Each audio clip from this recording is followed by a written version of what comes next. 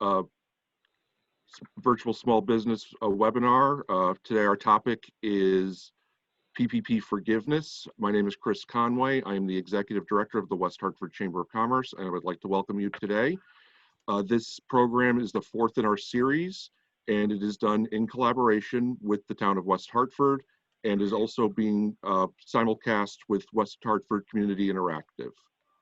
I just wanted to say that this is just one of the many things that the Chamber has done with the town throughout the COVID-19 crisis to ensure that we get the information and resources to the business community. The Chamber itself does also offer many networking opportunities, referral opportunities, resources such as this, and many ways to expose your business. So if you'd like to learn more, you can certainly reach out to us after the session. We have three basically PPP experts today with us, and they will each bring a unique perspective to the PPP forgiveness process. We have with us Valeria Michelli, who is the Education and Training Program Advisor for the Connecticut Small Business Development Center. We also have Aaron Bohigian. He's a Vice President at Webster Bank, and he's an Associate Relationship Manager. And we will also be joined by Bill Moore, who is a partner and CPA at Bloom Shapiro. I would like to now introduce Kristen Gorski. She is the town's Economic Development Specialist. Thank you, Chris. I just wanted to take a couple brief minutes to thank everybody for joining today. We really do hope that the panelists that we put together and the program that we put together will be found to be incredibly beneficial and helpful to you. I know that it's been such an incredibly challenging time for all of our business owners. So, you know, PPP obviously has been such a hot topic, and I know there's a lot of questions regarding the forgiveness component. So hopefully this will answer all the questions that you have. I also wanted to say that throughout the presentation, if anybody has any, just as a housekeeping item, if anybody has any questions, please feel free to enter those in either the Q&A or the chat. After we go through our panelists' presentations, I will be able to moderate and read those questions so that we can get answers to anything that's kind of left on the table or any clarification points that you need. So with that being said, without further ado, I will introduce Aaron Bohigian.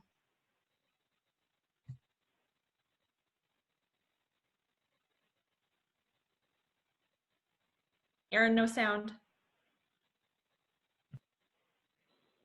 Mute button. So let me start out with thank you for everyone for joining us. I wanted to start out by thanking the West Hartford Chamber for having me speak this morning, and thank you to all the panelists and everyone on the call. Can everybody hear me okay? Yes. Okay, great. I just wanted to start out with a quick service announcement. The SBA payroll protection process has been ever changing, with most recent changes as of this past Monday. With that said, the opinions I'm going to discuss this morning on these materials will be of my own and that of Webster Bank. Any Webster Bank formal communications on the PPP forgiveness program will be communicated shortly through official bank channels, websites, and issued materials. So all the information I've gathered, sharing with everyone, is from the SBA's website and through prepared materials. With that out of the way, I just wanted to share a quick update of where Webster is in supporting the payroll protection program. As of Wednesday of this past week, we have processed a total of 10,427 funded loans, which totals around $1.476 billion. So just shy of $1.5 billion. So we're really proud of that. The bank is honored to be able to support and facilitate this process for small businesses in our community on behalf of the SBA, and we're glad to be a part of the program. I wanted to highlight some of the main changes that came out by the SBA compared to the original payroll protection rollout on forgiveness. These updates were based on the new law that was changed by Congress on May 28th. So I just want to kind of focus on these 4 quick bullet points. The bill increased the period for payroll expenses to be paid from 8 to 24 weeks, which is a great change. The ability to lengthen the term of the loan for unforgiven amounts were changed from 2 years to 5 years. The bill changed the percentage requirement of loan proceeds for payroll expenses to be spent from 75% to 60%. That means if you spend 60% or more of the loan proceeds on payroll expenses, and this is my understanding, is that the full loan amount would be forgiven. I'm still waiting for final clarification on what amounts will be forgiven once you reach that 6% threshold. But that's, again, my personal understanding as of right now. The June 30th rehiring deadline would be extended as well to December 31st. For Webster, borrowers may submit forgiveness applications anytime on or before the loan matures, including before the end of the 24 covered months, providing that they have used all of the funds for which they wish to apply for forgiveness. That's a question that's come up a few times. The forms that are going to be used, again, as of today, are the forgiveness calculation form.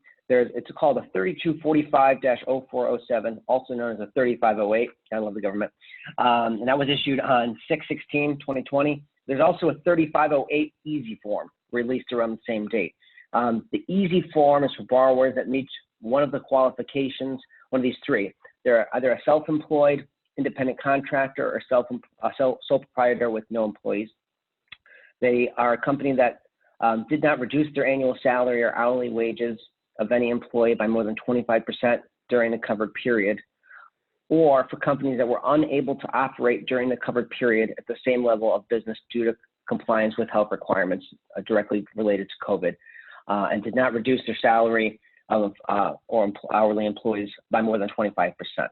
So those three bullets are who can use the easy form. As it relates to how and when banks will be accepting forgiveness applications, Webster is currently continuing to process new payroll protection applications per the SBA through the end of June. I am anticipating that as we transition from processing new applications to processing forgiveness applications July 1st, the bank will be sharing a detailed process in the beginning of July or as dictated by the SBA. Similar to our original payroll protection process, all applications will be processed through a dedicated digital portal. The question I am not aware of yet is if we are able to integrate the SBA applications into a digital application based on the variety of SBA variations to the applications. If for some reason we're not able to make it a digital application, we'll continue to use the physical applications provided by the SBA, and those would be uploaded manually to our website. To wrap up, I had two questions that we've seen quite often. I just wanted to kind of mention. One of the questions that the bank has seen is, will borrower's loan forgiveness amount be reduced if the borrower reduced the hours of an employee and then offered to restore the hours to that employee and the employee declined? So no, the borrower's loan forgiveness amount would not be reduced. In calculating the loan forgiveness, however, a borrower may exclude any reduction in full-time employee headcount that is attributable to that individual employee. So we can get into more of this into the Q&A. And then the last thing is what's going to be required when you submit the application. Obviously, Webster's still going to create a nice bullet point for everybody of what's going to be required, but you're going to have that 3508 or that easy form. You're going to have a receipt of the documentation of all payroll and non-payroll costs to submit, and then confirm all calculations based on that 60%. So that's my high-level kind of comments this morning, and I will pass it over to, I believe, William Moore. Good morning. Yes. We're going to have Bill next. Can everybody hear me okay? Yes, you're all set, Bill. Thanks, Chris. So yeah, we have a very talented panel today. So in lieu of duplication, I'm going to go over some high-level concepts, some of the most recent changes on the tax side. I deal a lot with businesses, and we've helped hundreds just kind of going through the process, applying for the loan. Things have changed several times, as I'm sure we're all aware of. Recently this week, we got final interim rules, which is funny in itself because nothing's final about the rules that came out. They're ever changing. So I think the biggest thing, and it's probably been talked about, is the 8-week covered period going to 24. You can elect to still have the 8-week covered period. We're going to go through an example of that. We're going to take over any questions you guys have. Again, the 60-40 cliff, I don't know if everyone's familiar with that. That is no longer in play. Originally, it was supposed to be 75% of the loan proceeds were used for payroll. They then changed that to 60%, and there was the fear that if you use 58%, there'd be a cliff. They came out early June, said no, that wasn't the intent. So that was really favorable. I heard Aaron kind of going through some of the restrictions or ways that you can get out of the full-time equivalents. Another thing that kind of came out was the Form EZ. And, there's 3 different ways you can have people apply for that form. Basically, the main thing they're trying to see is that you didn't reduce your employee headcount, you didn't reduce salaries, or if you did reduce your employee headcount, it was due to a coronavirus specific event, such as, just to use an example of an industry, restaurants, obviously not being open, you're not going to have your full staff coming back then. The amount that you can have per employee has gone up significantly. It's roughly $46,000 now if you use the 24-week covered period. What else has really changed? The application date, I always feel like dates are the most common thing that get changed, revised, added to. You need to know about 7 or 8 different dates. But when we talk about headcount, one of the most popular or more prevalent things now is, well, can I apply if I use all my payroll costs at week 11, or do I have to week for 24 weeks? Well, thankfully, the answer is you can apply after 11 weeks as the interim final rules that came out Tuesday. But you got to be cognizant that now that's a new date where you're tracking your headcount as of the application date. So that was new news. Just to go through the full-time equivalents, I saw that as a question. I don't think Aaron addressed that. So basically there's 2 ways you can do that. It's a 40-hour week. It's not 30, it's not 37. I saw a question come in on that. It's 40. And it's really, if you do the simplified method, anyone that's at 40 is 1. Anyone that's less than 40 is a half. If you use the actual method, you just take the hours compared to 40, and that's what you're going to have. So, for example, if it was 30 out of 40, that's 3/4 or 0.75. You round to the nearest tenth, so that would be 0.8. So there can be big differences, and I think just from some practical advice, the biggest thing I can say is most of the dates are in the past. So make sure you know what those numbers are for your employee headcount during those different time periods. One, obviously, that you don't know yet is through the covered period. If you're going to use 24 weeks, hopefully you can kind of project out where you're going to be at. And then there's obviously the safe harbor where if you're not at one of your 2 other target dates, I think they call them like replacement periods. There's 2. One's February 15th to June 30th of 2019. The other is January 1st to February 29th, 2020. You compare those totals, whatever your employee total is, take the lower of those, and then to compare it what you have over the covered period. If you're just at the same amount, well, you have no issue whatsoever. If you have gone down, then assuming you went down during the 2-month period that's the middle of February to the middle of April, you can use one of the safe harbors. I'm not sure if Aaron got into any of the specifics of the revised applications. It's 5 pages, the full form. The easy is 3 pages. The instructions have become clearer. My thought is it's become easier each time the rules have come out to hit forgiveness, but it might require more documentation. So also, if you do decide to apply after 11 weeks and you do have employees that have payroll reductions, you need to factor those in through 24 weeks. So that was an interesting development. Payroll costs paid or incurred. Well, that was the big debate about a month ago. Is it paid or incurred? Paid and incurred? For the nerds like me, those words are very important. They again had a favorable ruling there, so it's paid or incurred. So you could have costs that were incurred prior to receiving the funds that are paid during the covered period that count. And then subsequently on the back end, they said, well, if you have payroll that's incurred but not yet paid until after the covered period, you could use those. Much more important in my mind if you're using the 8-week period, which now is elective, you have to actually elect to use it. If you're using 24 weeks and you can use 60% for payroll and 40% for non-payroll costs, I think unless we have much more significant issues such as the businesses having to be closed again or not getting up to 50% capacity, I think you should be able to hit the forgiveness targets. There was a lot more strategy and planning involved. There are still questions. We can go through whatever questions you have, but one, related party rent, they haven't really commented on, so we think that's fine. They brought up transportation costs and the independent contractor interim final rules. I don't really know what those still mean. There's some question as to whether it's auto expense or mileage, but We do still need clarification on a couple things, but I think what came out this week was very helpful. It basically said there's going to be a cap on owners. I think Valerie's going to go into that. And it basically said for all non-owners, you can use that $46,000 number, because that's, again, originally it was $100,000 annualized through the covered period. And the covered period was 8 weeks. So you basically just took 100,000 divided by 52 times 8. That's how you got that 15,385 number. Now that's 24. So when you do the math, it's, and you can trust me, it's somewhere between $45,000 and $46,000. So I think those are all favorable, and I can get into any details, or the panel can, after we go through Valerie's presentation. But I think ultimately what I've seen doing a few of these is the Q&A is the most valuable. So I won't waste anyone's time on the nuances. And if you have nuanced questions, feel free to ask them. Great. We're going to now hear from Valeria Bichelli from the SBDC. Good morning, everyone. Thank you for having me, and thank you for joining us. I just want to mention briefly, because sometimes I feel that we are like one of the state's best kept secret.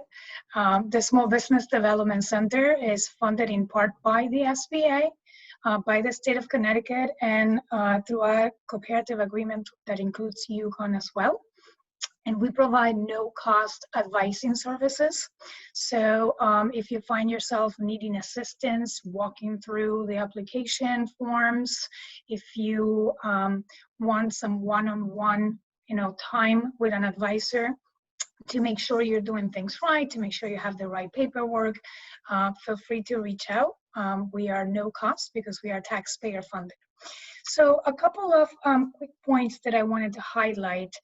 One of them is, if by any chance, even though this is a forgiveness conversation, if by any chance anyone in here has not yet applied, please do not wait, right?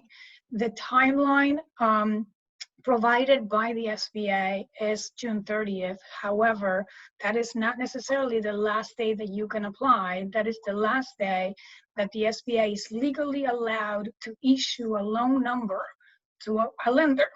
So that means that the lender has to have a time to process your application, look at all your documents, and send them through the system for the SBA to give a loan number.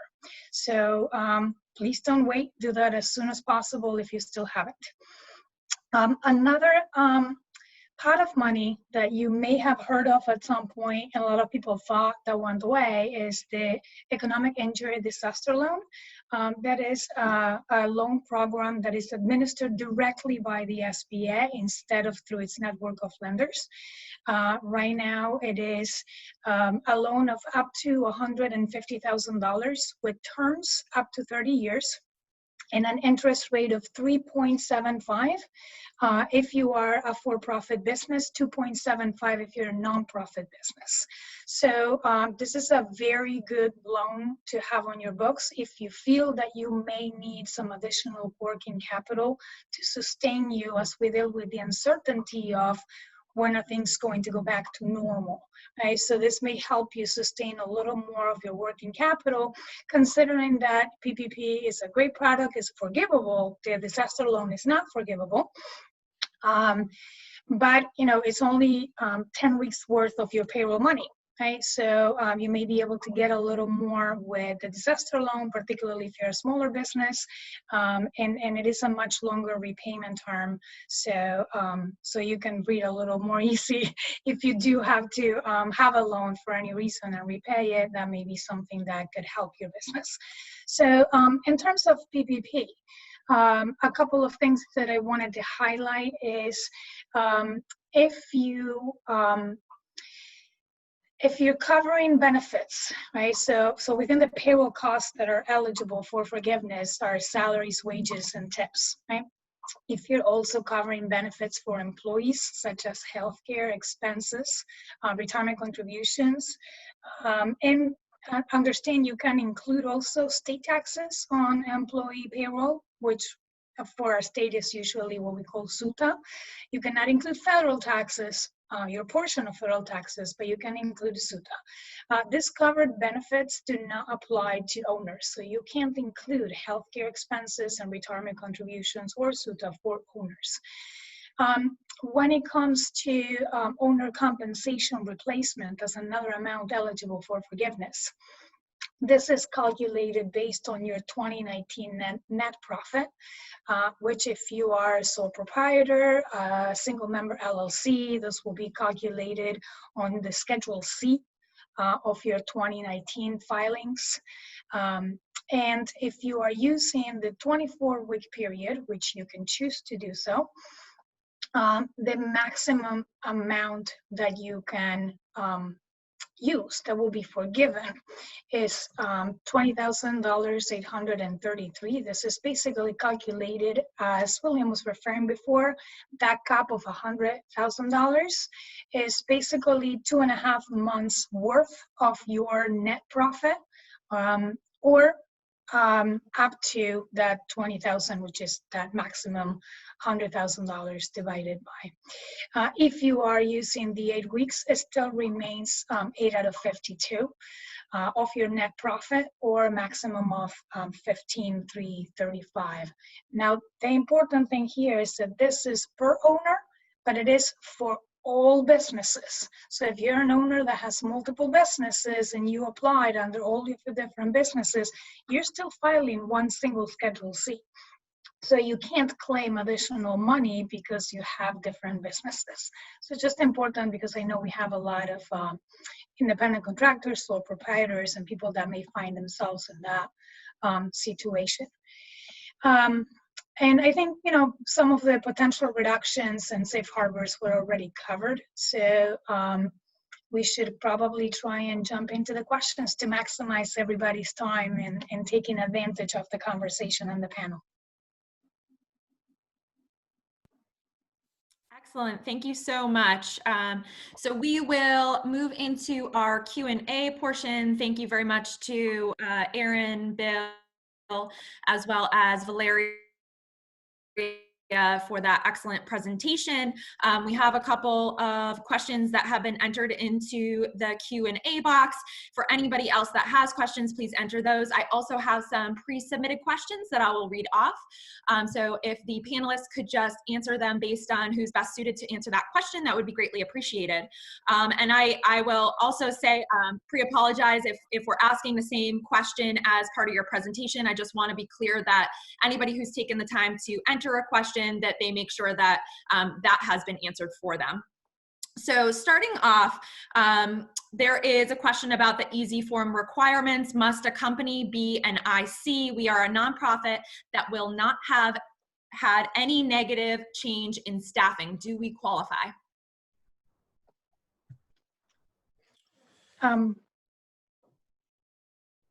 Sure. This is not restricted to business, for-profit or nonprofit businesses. It's for everybody that applied, as long as you meet the requirements of not having had full-time equivalent changes or wage changes, plus a couple of parameters that if you had changes, that you fall under those safe harbors, those safety nets that were included to consider some of the circumstances, unprecedented circumstances that everybody is dealing with. So whether you're for-profit or nonprofit, you may be able to qualify as long as those requirements are met. Great, thank you. Next question, I believe this piggybacks on what Bill had mentioned. Do I understand correctly that an individual employee can now receive as much as $45,000 per year, or excuse me, over the 24-week period? So $15,385 max is no longer in play. That would be correct if you're a non-owner, first of all, and secondly, if you are not going to use the 8-week cover period. If you use the 24-week cover period for regular employees, that number is correct. Also, in addition to that, I think it was briefly mentioned, you can include over that amount employer-paid health insurance or employer-paid 401k during the cover period. Yeah, and I'd like to add to that just 2 points. You still can't exceed the 100,000 cap, right? In total, what is considered total cash compensation. And the important thing here to note is you're still only receiving 2.5 times your monthly average payroll, right? So this maximum for individuals will only be reached if either you reduce your full-time employee count or you reduce wages significantly for other people in order to give an individual that much more money, right? So you want to be careful that if that's what's happening, that you're not falling into the area of non-forgiveness, right? So you want to make sure that there is a safe harbor that you could fall under that would help you exempt yourself from cuts that you made somewhere else. Thank you. Valeria, this is a question specific for you. Is it too late for an owner of a company who received PPP funds following the initial rules, declaring employee payroll only, and their funds were received but failed to claim themselves, the owner, for PPP if their lender filed 1502? So the short answer is yes. So you can't request additional money from your lender for your PPP if your lender already filed the 1502, which is a report that the lenders submit to the SBA. So you can't get additional funds. However, what you could potentially do, and of course this is a business decision and you have to handle this carefully because it would impact, potentially impact your workforce, right? You have some business decisions to make. So if you decide, so you have that 60 minimum % that you have to use for payroll. But again, that's a minimum, right? It's not a cap. You could use up to 100% for payroll if you wanted to. So if that 60% would have covered your employees' wages, then maybe you can use 70% towards payroll and use that 10% to at least cover some of your wages. Even though you can't qualify to request additional funding, you can choose to distribute that funding in a way that will make sense for your business. Just make sure that, you know, if it's falling in the land of reducing other people's wages in order to take some funds for yourself, first of all, be careful with the conversation with your employees, because that could be a delicate one. But aside from that, you know, make sure that you don't fall under anything that, you know, will prevent you from the forgiveness portion, which is don't reduce them beyond 25%. Don't cut anybody's hours, you know, that would make them less than a full-time employee if they were before, because that's where you could enter into dangerous waters. Great. And a couple questions regarding full-time equivalents, which you touched upon a little bit, but could there be a discussion on the calculations for full-time equivalents? Specifically, does one use 30 hours for the calculation? If not, what if the normal work week is 37, not 40? Can the company use 37, for example? I didn't think so. I saw a question come in from the panelists, so maybe I missed the change that came out overnight, but I did not think there was an option to use 30 hours as a full-time equivalent. I thought it was free. And to clarify Jason's question again, unless I'm incorrect, which wouldn't be the first time today, I said you had two options. You could use a full-time equivalent who has 40 hours as one, anyone less is 0.5, or you could use the actual hours, which is, you know, if you work 8 out of 40, I'll pick a different number this time, that's 1/5, so that would be a 0.2 for a full-time equivalent, no rounding adjustment needed. But I'll ask if Valeria has anything else on that or if I missed something. No, that's correct. That hasn't changed as far as we know, in spite of the latest documents quietly released on Monday. But no, yeah, it's if you have somebody that works normally 35 hours a week, it's not going to make a difference in your calculation, because what matters is that you retain the full-time equivalent consistent. Right? So if they decided that most people across the United States tend to work 40 hours, so they said, okay, the full-time equivalency, 40 hours equals 1, right? Somebody works 45 hours, 50 hours, 55 hours, still gonna be 1, right? If it's any less than 40, then that's when you enter into either a portion of that 1, right? As William was saying, like if you have, 8 out of 40, it's going to be 0.2, or you could choose to simplify it and just say anybody that works on the 40 hours is going to be a half of a full-time equivalent. So you have somebody that always works 35 hours and they've always worked 35 hours and you haven't changed your hours, your total full-time equivalency, regardless of how it's calculated, it's not going to change. And what they're looking for is if you reduced that equivalency number, right? So if it didn't change, you didn't reduce it, you're fine. Great, thank you. So I have a couple questions that I'm going to try and summarize together. So this is regarding the 2018 and 2019 numbers that people had to use to apply for the loan. So I'm a sole proprietor. If I used gross instead of net numbers, what do I do specifically? It said to use 2018 numbers if the 2019 were not ready. Is that correct? And I also kind of have a similar question about if somebody submitted their SBA loan based on 2018 tax and they were under the 8-week program, what do they do? What happens?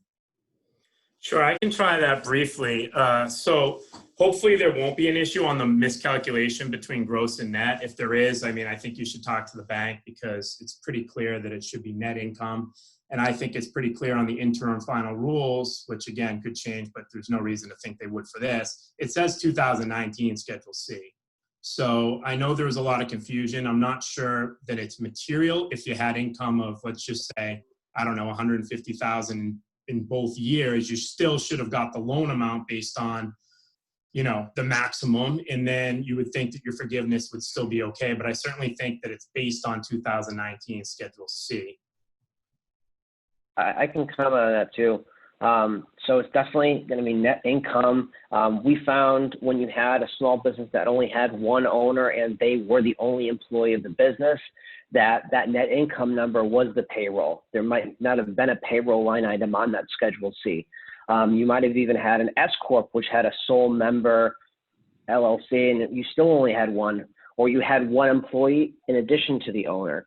So you just had to be careful that you use that net number instead of gross, and that you really narrow down on what that net income was. If you had a owner distribution, or however you included those 1099s, if you were a contractor and you had 1099s in addition to that. So however you calculate, it's the end number.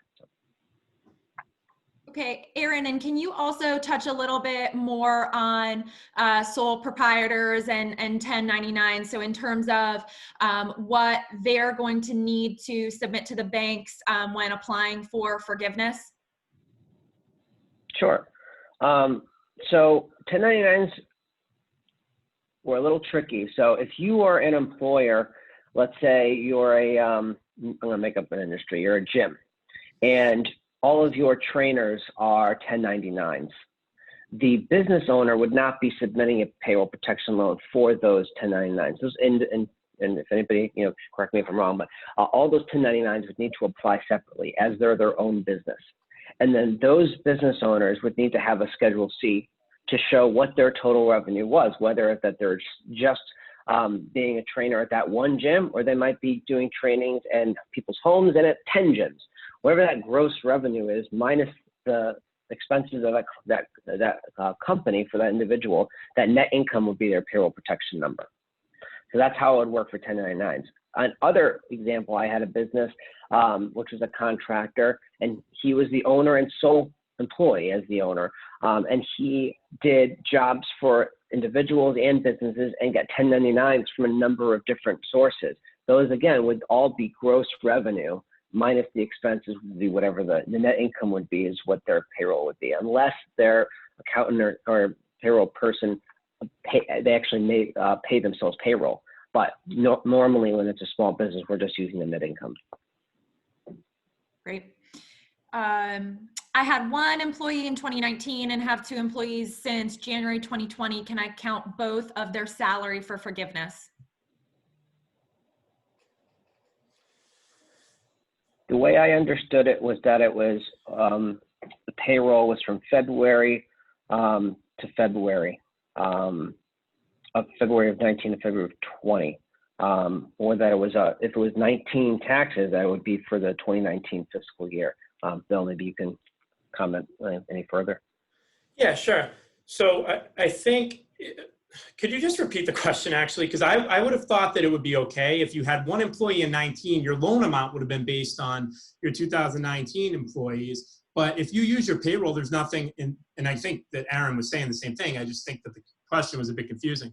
I think that you could use both employees' payroll for forgiveness as long as it's paid during the covered period, which would obviously be in 2020. Right, and I think that Right. it's based on what you're submitting for your 2019 tax year, I guess. So if you had one employee then, and then all of a sudden you brought, two more or one more employee on as of 2020, I think that they're looking for how you can calculate that and what you can request for forgiveness. So No, it's okay. It was just that we would look at either payroll documentation for that Q1 2020 individual, or we look for the Q1 IRS 941 for verification. Great, thank you. And I have a couple of questions regarding Social Security, Medicare. Is the employer match of Social Security and Medicare part of the forgiveness? So I'll have anybody answer that question, and then I think I have a second part to that. The best way to, go ahead. Yeah, no, the short answer is no. Federal employer taxes, federal payroll taxes are not included in the calculation.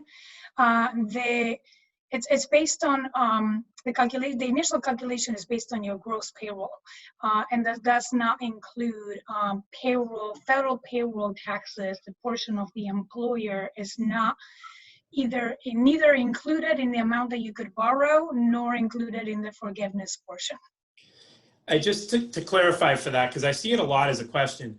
That doesn't mean that the other side of it doesn't count, because remember, the theory in this was it was all going to tie back to payroll reports. So when you think of gross wages, there already is a 6.2 and a 1.45 in the employee's paycheck. That one is fine to count. That one also counted on the way in. It's just the other side, which you would have to go above and beyond to calculate if you were taking gross wages. So that's the way I like to think of it, is one side counts, the other doesn't. Great.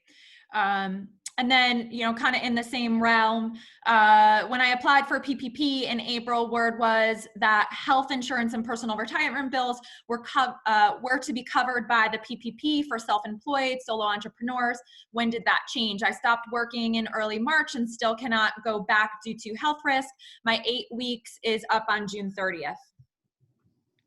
So the short answer to that is that when you filed your request for your PPP funds, because you filed it with the net income line of your Schedule C, those expenses are already accounted for, right? You have your gross income, then you have your deductions, and in your deductions, that's where you count your retirement benefits, your health insurance, your other expenses, right?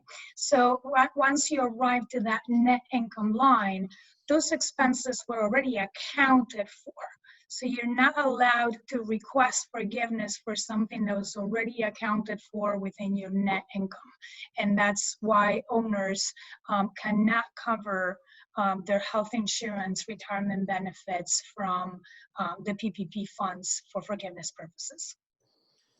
Yeah, and in the S Corp setting, it's supposed to be added to your W-2. So the theory there is it's already in your gross wages. Exactly. Great, thank you. A couple of questions regarding documentation. What documentation will be needed for non-payroll expenses, i.e. utility bills? Also, will a canceled check be adequate documentation? Do you want to? That I'm not sure on yet. I'm waiting for verification from the bank. Yeah, I have a couple thoughts on it. I think that I did read that certainly a bill will count. I'm not so sure on a canceled check. I don't know what you know on that one. Yeah, I mean, based on the instructions that were released together with the forgiveness application forms, for business utility payments, they mentioned the copy of invoices from February 2020, and then those paid during the covered period, and receipts, canceled checks, or account statements verifying those payments. Thank you. And just to build off of utility payments, I think this might be for either Bill or Aaron. If you're a sole proprietor and have a home office, how do you calculate the utility payments? I could try that one. That's a tricky one. Honestly, I don't see it very often, but my thoughts would be the same way that you would calculate it on your actual Schedule C return, which is you have to take the proration of your square footage. So I would assume that they would have you calculate it the same way that you would calculate it on your tax return. I would agree. If it's expense in the tax return, however, it's divvied up. So. Great, thank you. Okay, next question. With respect to loan forgiveness approval, what will be the timeline? What documentation will be provided to the borrower? Sure. So the documentation needs to go to the lender first, so not the borrower. So the borrower needs to provide to the lender, which would be Aaron or the other applicable banks in the United States. They need a completed application.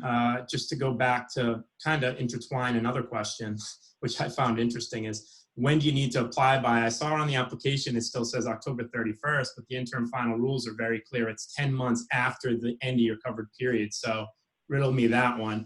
But back to the question at hand, which was in regards to, what was it in regards to? Sorry. Oh, give me 1 second. I'm just trying to pull it back up. Oh, the documentation. The items that were going to be included. What documentation will be provided to the borrower? So you got to give it to the lender, and it's a completed application. There's other items that I'm sure Aaron can go through more eloquently than me. So they have 60 days to make a decision. Assuming they approve, yeah, you're good for forgiveness. They verify the calc at some level, which is still somewhat undefined. Then SBA has up to 90 days to issue the funds back. So it could be as many as 150 days in total. So to kind of go off what Bill said, so the money has to be spent over that 8-week period, and it would be any period over that 24 months you can use those funds. And once the money is spent, then that individual or business would come to the bank. They would provide that SBA forgiveness application with the supporting documentation, and then we would process it to the SBA and work with the SBA. Like Bill said, they would have that 90 days. So I think this is going to be a rolling question as people just finish spending the money and then come to their bank over the next second half of the year. So but the good news is you don't have to wait. If you've already spent the money, don't feel like you have to wait until the end of the year. Get it out of the way now. It's probably in your benefit to do that anyway. Great, thank you. This is a really good question. I've been asked this a couple times. If your loan was approved before the final rule and you are under the 8-week program, are the new rules retroactive to your original loan? Most are. So basically, the way I understand the question is, if I applied before June 5th and I was using 8 weeks, can I still use 24 now? Yeah, absolutely. That's actually the default. The only thing where it's questionable is in regards to the maturity of the loan. Say there is a piece of it that is not forgiven. The default is still 2 years on loans pre-June 5th. You can barter with your banker and try to get that approved to 5 years. I won't put Aaron on the spot, but I'm interested to kind of see how that goes. I think in most cases, the majority should be forgiven, but it's certainly a relevant question. I can comment really briefly, but I won't speak on behalf of the bank. What I will say is that the hope is that a lot of these are forgiven, so that these are loan documents. These, until they're forgiven by the SBA, it's technically a loan with all the financial institutions. But the banks are not going to want to go through and modify thousands upon thousands of loans if the chance of them getting forgiven is pretty high. So I think work with your bank to process the forgiveness portion, and then once that's done, if it's only 10% of the loan that's remaining, do you want to have, discuss with them on moving it to 5 years? That we can definitely do that. Great. We have maintained all of our employees, 10 total. However, we have reduced pay from 40 hours per week to 35 hours per week for 6 employees. Will we be penalized for that? I thought we could reduce up to 25% without penalty. You can, and I'll let Valerie expand on it, but the bottom line is you didn't reduce pay, you reduced hours. So you're not even in that ballgame the way I understand it. But yes, you could essentially take someone from 90,000 in pay down to, 75 and still not have a reduction. But the question there didn't seem like there was a reduction in pay, it was a reduction in hours. Right, so the SBA issued specific guidance for when you are reducing hours. So when you're reducing hours, you're automatically reducing wages at the same time, right? People are just getting paid less because they're getting paid for less hours. So they made sure that they included a clause to avoid double penalty, right? So that basically means that if you are reducing your full-time employee count, and that results in a reduction in wages, then you don't have to worry about double penalty. However, if you reduced your employees' hours from 40 hours to 35, you are reducing their full-time equivalence count. So those employees that were 40 equals 1 are no longer a 40 equals 1, right? So, you unless you restore those levels back to 40 by December 31st, which is one of the ways of avoiding this problem, then you will be penalized for reducing your full-time equivalent count. Right. So they're not making you get hit twice, once for payroll, once for the full-time equivalent, which makes sense. And additionally, just where you mentioned another date, December 31st, I think it's the earlier of when you apply for forgiveness or December 31st. So that's correct. To not think that we're talking about 2 different dates, it's actually 2 different interpretations. In your case, they applied it December 31st. When I mentioned it earlier, they applied after week 12, which was, say, July 20th. Right. Thank you. Another kind of question that piggybacks off of that in workforce, we had to let an employee go as of 3/13/20. We had notified the person a month before and gave the person time to transition their work, find a new job. Is this considered reducing the workforce under the PPP, or would it be part of the safe harbor?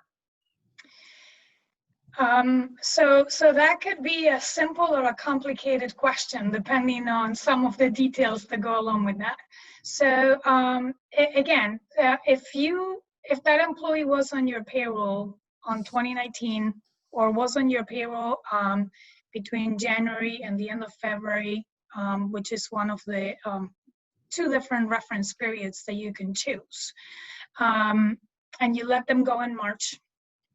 The idea is that if you let that one person go, but you needed the workforce, you would have replaced them with somebody else, right? Sometimes you have good cause to let somebody go, but you still need somebody, their hands-on to do whatever work it was, so you will replace them with somebody else. So there are 2 potential outcomes there. Again, it's restoring that position by the earliest of December 31st, or the time that you submit your forgiveness application, or if you can justify that due to compliance with OSHA, HHS, so the Health and Human Services Department, or CDC standards, right? That in order for you to function properly based on those standards, you needed to reduce that person and couldn't bring them back because you're still in compliance with these things, then that could be one of the safe harbors that you could qualify for. Is saying, okay, let's put an example again of a restaurant, right? So CDC standards, forget about local, forget about state, federal standards, right? CDC standards state the 6-foot distance, right? So if you have a restaurant and you have to space out your tables by 6 feet, then that means that obviously you're going to be able to take in less customers. That means reduced volume of business. And it is due to you following a standard from the federal government, from one of those 3 agencies that I mentioned. So in that case, if you had to reduce your employee count because you don't have the same level of business because you're trying to follow the safe standards, then you could potentially apply for that one of those safe harbors and be able to not count that one person that you reduced from your forgiveness application for avoiding penalties. Or you could potentially hire someone in a different position too. That's allowed. You just got to get back to that number. I guess we gave you a lot of good detail, but the quick answer is if you do nothing, then they would count, unfortunately. Okay, thank you. 3 questions, all pretty similar, so going to try and condense this. Talking about the 60% requirement for payroll, does that, can you include owners' salaries within that? Also, can you include employee benefits in that as well?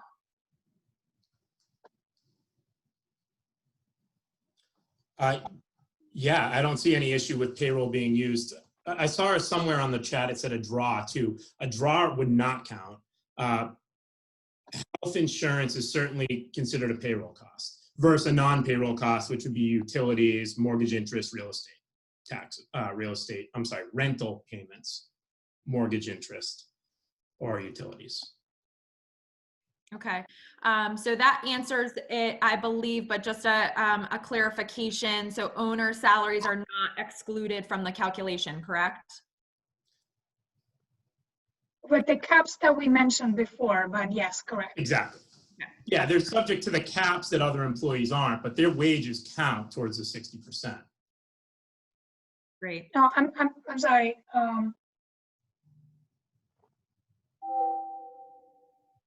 I'm not entirely certain as to whether the owner's wages count towards the 60%. Because they're not on table 1 or table 2. Right.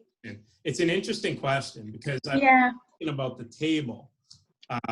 We actually have a call with the SBA coming up, and it's probably going to be one of those things we're going to be throwing out there to see if we can get answered. And it wasn't the intent. I definitely don't think the intent was to exclude them in total. The extent was right. But the question did come up the other day too, because when you're looking at the application, there's 2 tables, and one is for, people that were on the payroll in 2019, the other, or over 100,000 the other table. So owners don't show up on either. So then the same question would exist as to whether they count as an employee during the covered period. Actually, you know what? I'm sorry. I'm going to correct myself. I just picked up the application just in case, just to double check. And yes, when we're looking at Schedule A, which is one of those many pieces of the application, the total payroll costs do include the compensation to owners. Yes. So yeah, sorry for creating any confusion. I just wanted to make sure.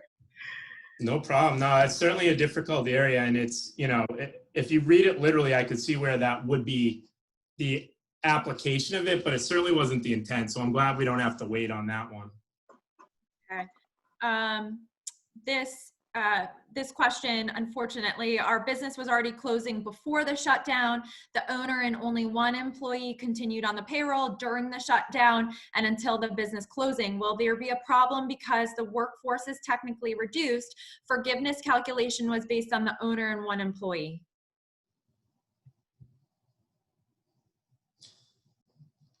So forgiveness, I don't know. So what was the loan application based on, right? It's not about, at this point, it's not about what the forgiveness calculation is based on. It's really, what did you request funds for, right? So we're still going by the 2019 forms, right? When you went to the bank, you were supposed to present your 2019 payroll information, your 2019 taxes. So the reference point was supposed to be from 2019. So if you had, or from the beginning of 2020, that could be a potential look back period. So I guess it's going to depend. There's some nuances there as to exactly when that happened. If it happened, if the business had already reduced staffing between January 1st of this year and February 29th of this year. That is one of the reference periods that you can choose to look back when you are applying for forgiveness. So if you had already reduced your workforce at that point, you can use that as your reference period and hopefully escape any potential reductions. If this happened after the fact, then it could be an issue. And Aaron, I don't know if you can speak to this, but people that perhaps borrowed additional funds incorrectly, right? Whether it was because they accidentally used the gross amount, as we were discussing before, or because they had less people than they actually did for this year in general, there are no prepayment penalties. Okay, so I don't know, Aaron, if it's possible for them to potentially return a portion of the funds, basically pay it off, right? That that they shouldn't or wouldn't have used.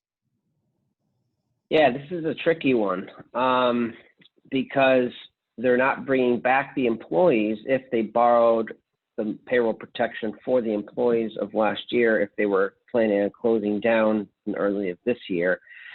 I would probably lean on, when this application, if and when it's submitted, to see how the SBA would react, because the payroll protection has, no recourse, no collateral. So I think that would be an SBA question. It's maybe, a one-off kind of a unique situation.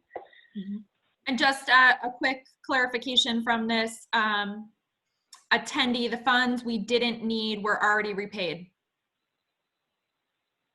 Well, So again, I think great. I'd lean on the SBA to know what would be forgiven and what wouldn't, and see what the balance ends up being.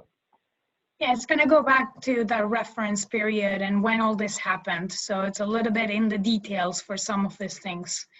And again, as I said, we provide no cost advising. We have usually about 14 advisors, and with the need for additional advising based on everything that's going on, we've increased our staffing.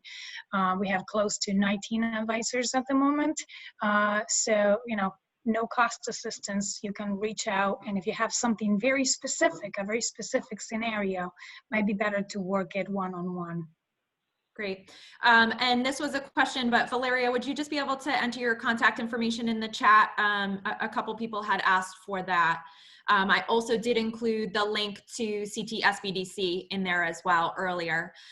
Okay, so just wanting to be cognizant of everybody's time. We're coming up on an hour. I do have a few more very quick questions that I just want to make sure that we answer for the attendees.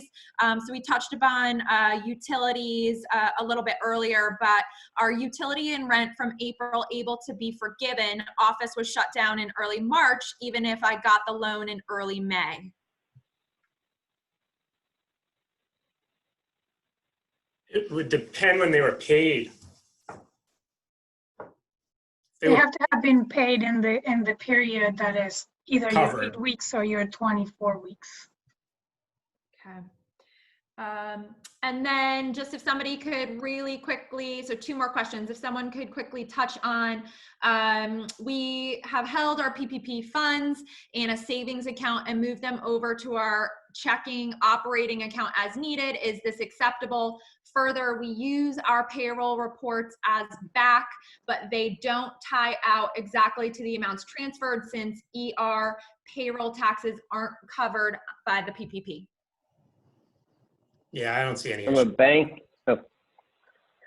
it's not going to, as long as you can show documentation, if you want to have a separate account to manage those, but that they're moving from one account to another, as long as they're under the same business EIN number, shouldn't matter.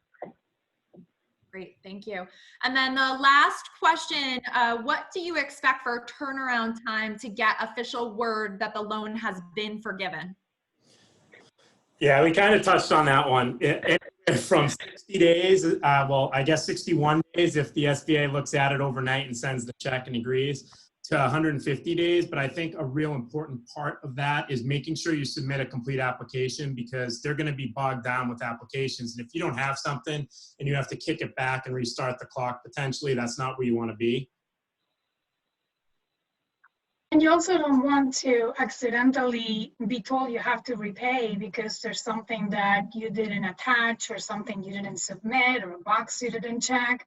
And so, you know, you're dealing with the federal government. You have to pay attention to detail, right? So, and again, it's on the borrower to make sure that the details are right, whether it was for applying for the loan or for applying for the forgiveness. It's really on the borrower to make sure that things are right. Yes, your bank will, you know, take a look and try and make sure, but don't forget all lenders are dealing with an incredible volume, and it's possible that somebody could miss something, and the banks are not held liable for this. It's on you, right? You have to make sure, you know, the banks are lending a huge helping hand in here with managing an unprecedented level of assistance, right? And the SBA reached out for help through the banks because they couldn't handle it on their own, right? The EIDL program, if anybody tried to apply, you know, it has been like severely backed up, right? And it is because the SBA is dealing with requests for assistance nationally, right? These programs like are meant for like a hurricane that happened and affected a couple of states, right? So now all of a sudden you have the entire country applying for help. And so, so the SBA reached out to lenders for help to support these efforts. And so the onus is really put on the borrower to make sure that these applications are right.